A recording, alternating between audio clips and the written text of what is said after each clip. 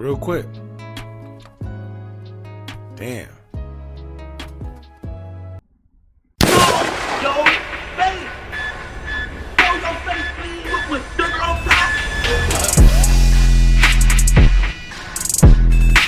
Hey, what's up, y'all? Y'all know my slogan.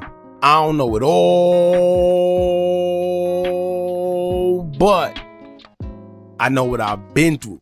Now, before we get into this video, make sure you check us out on Patreon at www.patreon.com/Hookah Anonymous _. You guys been telling us to create one for the longest, so we recently created a community where we will upload videos that we can't share on YouTube due to their guidelines, but we'll also be dropping the latest to there first, behind the scenes information that you wouldn't find anywhere else on our socials. So make sure you become a member, and after you do that, head over to our official Instagram page at Hookah Anonymous _ and follow us there.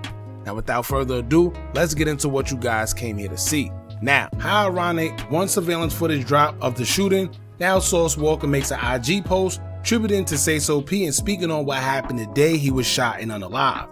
The shooting happened on the 22nd of March this month, and here it is 3 days later, he's just now making an IG post about it. And before y'all say something like, oh, he had to heal, he needed some time to himself, it was very traumatizing. No. The same day we seen videos of Sauce Walka in the room with all the guys chilling as if nothing happened, smoking and receiving drink to his room, could have been the same day he made that post. Oh, and don't forget the food promotion for a restaurant in Memphis he did while he was still on crutches, saying that Sayso P would have been happy he went to that restaurant.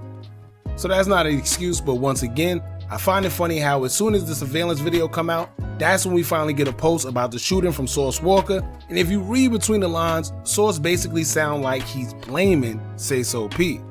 I don't know, I want y'all to tell me.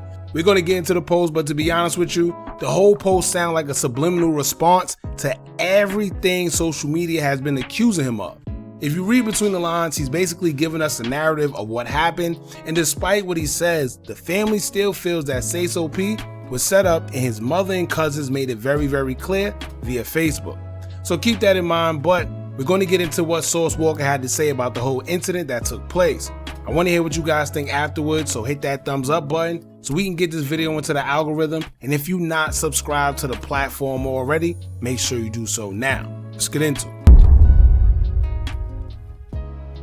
Sauce Walka will post a series of photos and videos of him and Sayso P as a tribute as he was showing his love, and he would caption the post saying, quote, "Words or tears can't explain the loss I feel. Splat, I wish your fat butt listened to me and stayed in the room. I told you we could smoke that blunt after security and the rest of your familia pull up. Social Man told you, F that weed, wait till we leave and hit Superior first. You always so hard-headed, blood, but you know I'ma ride with you regardless. We come together, we leave together. Wish you just went DR with Shimmy and shot off and skipped this trip to Memphis, but you were so excited I finally agreed to come to the M. It's been 4 years since at TSF One Punch, brought you to the familiar, did everything I could to help you change your lifestyle. From Miami to all 50 states, we've been mashing and splashing together. P. I learned a lot from you, young spiller, and I'm thankful for all the loyalty and support, city to city, hood to hood, with them sticks, rap hustle. You left Earth as a rich young boss. You left this earth happy and successful. I'ma make sure the world knows who you really are. But unfortunately, most of our kings and bosses are at war with each other. I hope one day we all stop taking lives from our communities and actually start to enjoy and build better futures for our cultures. But the streets are the streets, so I accept what came with being your big brother. I love you, Splat. Hashtag TSF Memphis. Hashtag TSF Business. Hashtag The Business. Hashtag Splat Mafia. Now, I never understand how it takes for something to happen for these guys to want to stop the violence, but I guess it has to hit home first before these guys realize that it ain't worth it. It be the same guys that say that, but when you listen to their music, it's the total opposite, and they're uplifting the same violence that they're claiming to speak against. Gotta make up their mind. But anyway, as you can see, Sauce Walka says that Sayso P basically lost his life because he was supposed to stay in the hotel room. However, he was eager to smoke, so that's what he did. In so many words, he's saying that if Sayso P would have listened, he'll still be here with us today. Now here's the weird part to me. Sauce is saying that he should have listened because he told him to stay in a room due to it being no security around. However, what makes him think he was that good to the point where he didn't need security, but Sayso P did? Right? It's basically like, what about you? But what I got from it was they're putting it all on Sayso P, making it seem like he was in fact the target, and he was pretty much already warned to stay in the hotel room in the first place. But like I said, what makes Sauce Walka exempt from having security, especially when he's the bigger artist and in another person's city, especially Memphis? And despite them saying that they told him to stay in the room, it don't seem like any of them had a problem with him being out there, because surveillance showed that he was out there just kicking it and talking like it was nothing. Why didn't anybody tell him to go back into the hotel room? Right? For everybody that claimed they was telling him to stay inside, he needs security, it seemed like everybody was just lounging. So what made it different for him rather than the others? And if they felt it was that serious, why nobody told him to go back into the hotel room? Right? But here's another thing. He said he didn't wait for security.